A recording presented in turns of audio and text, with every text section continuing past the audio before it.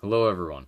I just got back from seeing Godzilla, and I'm going to try to prohibit myself from making this a complete rant because I will be really explaining as to what you should never do making a film in this genre, or as with any film in general. So, what is this about? We have this scientist played by Bryan Cranston who experiences tragedy at the beginning of the film, and he thinks that the cause of that might have been of something that the Japanese are not telling him or not telling anyone. So he becomes obsessive, and because of this, he pushes away his son. Um,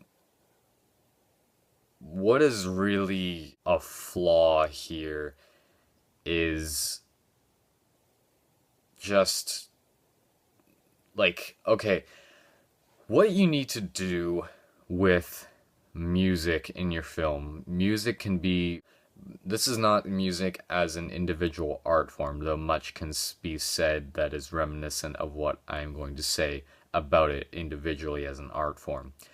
In films, it can really make a film so much more alluring and powerful. But you need to know how to use a tool like that because it takes a lot of responsibility to use that. I had the same effect watching The Amazing Spider-Man 2. The first movie used the music in a really similar way, in the sense that it's in almost every single scene, but it has a defense mechanism. It had enticing characters, just incredibly resonant settings, just really magnificent acting, and a terrific, just great script. The second movie, the script is awful. The characters are very, should I say, dumbed down than in the first movie. So when that flaw is made, you create yourself another flaw by implementing too much of music. And this is what Godzilla does. On its own, it probably is a great soundtrack, and or score, but when you use it in this film where, I'm going to be very honest here, the characters suck. The action sucks. The camera work sucks. I could not even look at this film anymore. With this music, when you don't have any of those things, when you have a god-awful script, that music is disgusting to listen to. It is horrendous poison to the ears. Especially The Amazing Spider-Man 2 did this too. When you don't have the fundamental goodness of what should be expected while seeing film, there are moments where it's supposed to be touching, they add the piano, and that really pisses me off. That makes you look really amateur. Masterpieces have done this, but again, when you don't have the fundamental good elements of a movie, it makes you look really amateur, and it is awful to listen to. It's very delicate, should I say. You must use it in the right context, should I say. I think these characters are absolutely jaw-dropping in how boring they are. Though, I would say in terms of performances, Bryan Cranston gives the best performance in the film, though I always felt that it did feel very much of a contrast when he was performing, because it is very dramatic acting. And when you have other actors who are not acting like that, or their characters do not go through that and they don't show it, that really takes you out of the film. And even with that performance, I don't know, it just felt really conventional. And the way the character is written, it feels very conservative. Um, and the actor who plays Serizawa, I'm not sure how many people know this. In the 1954 film, yeah, when they referenced that, I rolled my eyes. That was just ridiculous. One of the main characters is Serizawa. He is also a scientist.